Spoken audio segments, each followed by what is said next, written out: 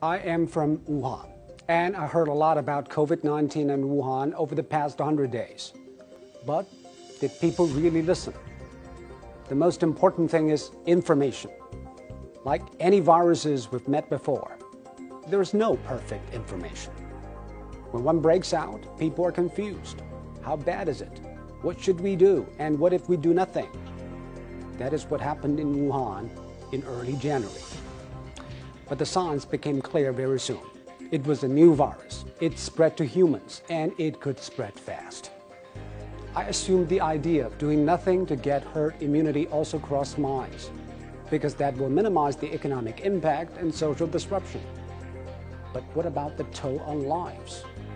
How many people have to die to have social immunity?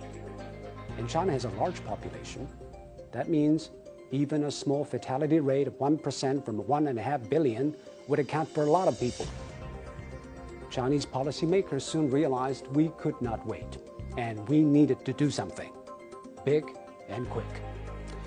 We went back to the basics: testing, isolation, and contact tracing. But that proved to be challenging. If you have enough testing kits and trace contacts thoroughly, you don't need to isolate everybody. That is what Singapore and South Korea did.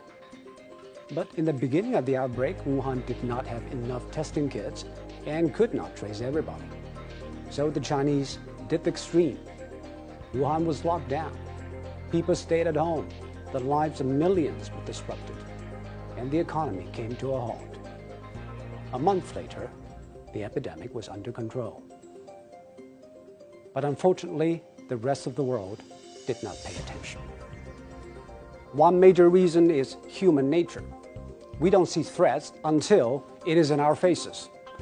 Despite warnings from WHO, Europe and America still imagined that the virus was not their problem.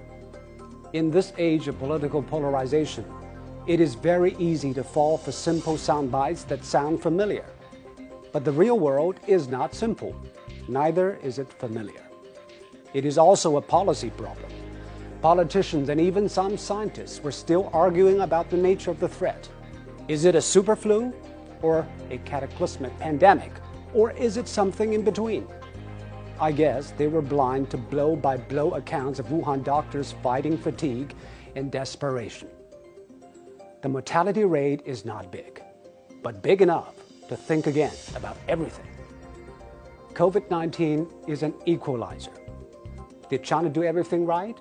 No. There is a lot that needs to be revisited, refined, and even reformed. But if you're blinded by stereotypes like how we can trust information from a communist country, you are not only doing injustice to the painful efforts of the Chinese, you are denying yourself a chance to gain insights into a common enemy that respects no national borders and political inclinations. Let us not be provincial here. Some of the ideas and practices might not apply elsewhere, but it won't hurt to listen. Isolation means isolation. It needs compliance from the people. China underwent a period in which the government moved infected patients and even their close contacts from their homes and put them in strict quarantine.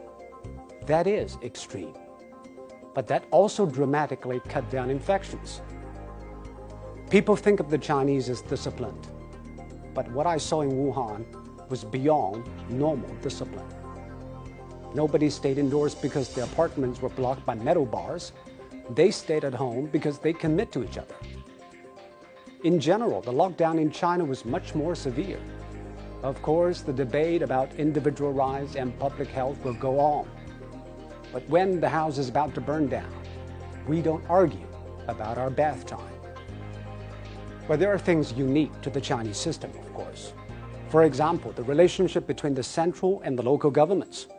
The central government in China plays the role of a champion, guide, coordinator, supervisor, and guarantor of last resort. So when I saw Governor Cuomo of New York begging the federal government to step in to get ventilators, I thought, wow, what a difference different systems can make. So you have 50 states competing to buy the same item. We all wind up bidding up each other. In February alone, the central government in China sent 16,000 ventilators to Hubei. Yes, one part of the country is locked down, but it is not cut off. On the contrary, it is lifted up by the rest. The American system is different. The federal government in D.C. is not the central government in Beijing. But to deal with the epidemic, strong central leadership has undoubtedly helped. I'm not saying the Americans should copy and paste. They would not and could not.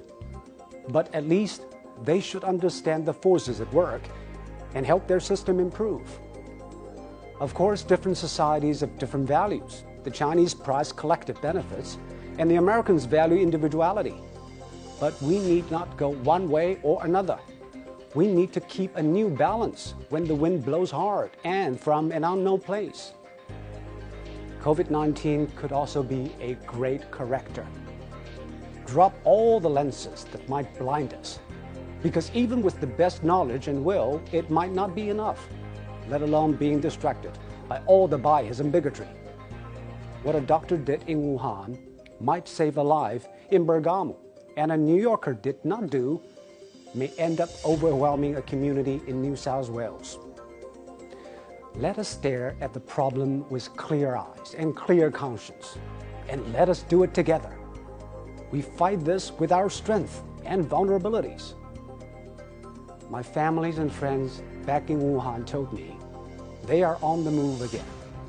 They felt the pain, they fought the plague, and they embraced life regained. They hope the world hears it.